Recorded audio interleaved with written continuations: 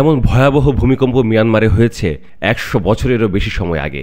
Richter স্কেলে ৭.৭ মাত্রার এই ভূমিকম্পে নিহতের সংখ্যা ১,০০০ ছাড়িয়েছে। আহত হয়েছে এরও প্রায় ৩ গুণ। নিখোঁজের সংখ্যাও অনেক। যুক্তরাষ্ট্রের ভূতাত্ত্বিক জরিপ সংস্থা USGS আশঙ্কা করছে নিহতের সংখ্যা ১০,০০০ ছাড়িয়ে যেতে পারে। এই ভয়াবহ ভূমিকম্প সম্পর্কে মতামত গ্রহণ করতে শনিবার CNN যুক্তরাষ্ট্রের ভূতত্ত্ববিদ জেস ফিনিক্সের সাক্ষাৎকার নেয়। ফিনিক্সের মতামত রীতিমতো অবাক করার মতো। শুক্রবার মিয়ানমারে যে ভূমিকম্পটি হলো তার শক্তি নাকি ৩৩৪টি পারমাণবিক বোমার সমান। ফিনিক্স সতর্কবার্তা উচ্চারণ করে এও জানিয়েছেন যে এই ভূমিকম্পের পরবর্তী ঝাঁকুনি বা আফটার শক থাকবে কয়েক মাস, কেননা মিয়ানমারে ভূগর্ভস্থ ভারতের টেকটনিক প্লেটের সাথে ইউরেশিয়ান টেকটনিক প্লেটের সংঘর্ষ চলমান রয়েছে। ফিনিক্সের মতে মিয়ানমারের ভূমিকম্প দেশটাকে আরও ভয়াবহ বিপর্যয়ের দিকে নিয়ে যাবে, কারণ সেখানে দীর্ঘদিন ধরে গৃহযুদ্ধ চলছে।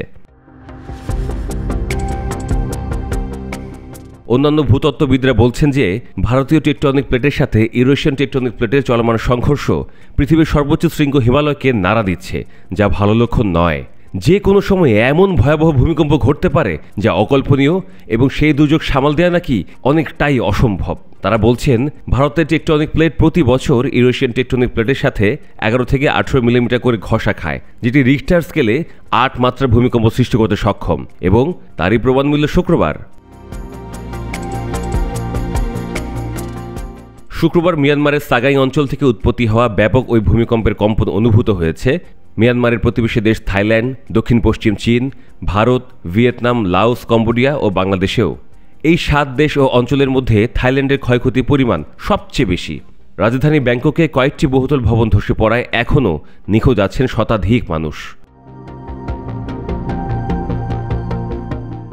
ভূমিকম্পে বিধ্বস্ত মিয়ানমারের নেইপিদো, সাগাই, মান্দালয়, ম্যাগওয়ে, বাগো ও পূর্ব শান এই ৬ প্রদেশ ও অঞ্চলে এরই মধ্যে জরুরি অবস্থা ঘোষণা করেছে দেশটির সামরিক সরকার। মিয়ানমারের রাষ্ট্রীয় সংবাদ মাধ্যমের খবর অনুযায়ী শুক্রবারের শক্তিশালী ভূকম্পনে নেইপিদো, সাগাই, মান্দালয় সহ ৫টি শহরে ভবন ধসে পড়েছে। এছাড়া একটি সড়ক সেতু ও একটি রেল সেতু ক্ষতিগ্রস্ত হয়েছে। গণমাধ্যম ও সামাজিক যোগাযোগ মাধ্যমে প্রকাশিত ছবিতে দেখা গেছে ইরাবতী নদীর ওপর আভা সেতু ধসে পড়েছে। সেতুটি ভেঙে পানির মধ্যে হেলে পড়েছে। এমন বাস্তবতায় আন্তর্জাতিক সম্প্রদায়ের কাছে সহায়তার আহ্বান জানিয়েছেন মিয়ানমারের জান্তা প্রধান জেনারেল মিন অং হ্লাইং। রাষ্ট্র টেলিভিশনে দেওয়া বক্তব্যে সব দেশকে সহায়তার হাত বাড়িয়ে দেওয়ার আহ্বান জানিয়েছেন তিনি। মিয়ানমারের পাশে দাঁড়াতে বিশ্ববাসীকে আহ্বান জানিয়েছেন জাতিসংঘের মহাসচিব আন্তোনিও গুতেরেসও।